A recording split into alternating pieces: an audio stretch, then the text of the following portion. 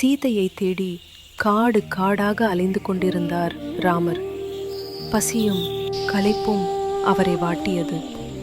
அப்போது சபரி என்ற மூதாட்டியின் ஆசிரமத்திற்கு அவர் சென்றார். சபரி ராமரை தன் வாழ்நாள் முழுவதும் பார்க்க தவம் இருந்தவள். ராமரை பார்த்த மகிழ்ச்சியில் அவருக்கு கொடுக்க பழங்களை எடுத்து வந்தாள். ஆனால் அந்த பழங்கள் புளிக்குமோ என்று பயந்தாள். அதனால் ஒவ்வொரு பழத்தையும் கடித்து ருசி பார்த்து இனிப்பாக இருக்கும் பழங்களை மட்டும் ராமருக்கு கொடுத்தாள். இதை பார்த்த லக்குவன், எச்சில் பழத்தை அண்ணனுக்கு தருகிறாளே என்று கோபப்பட்டான்.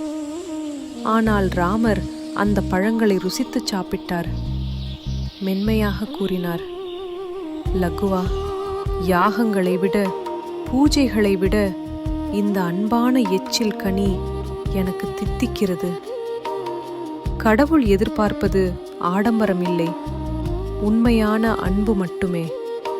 இதே மாதிரி இன்னும் நிறைய சுவாரஸ்யமான கதைகளை கேட்க நம்ம ஒரு நிமிடம் சேனலை சப்ஸ்கிரைப் பண்ணிக்கோங்க. அடுத்த ஒரு நிமிடத்தில் சந்திப்போம்.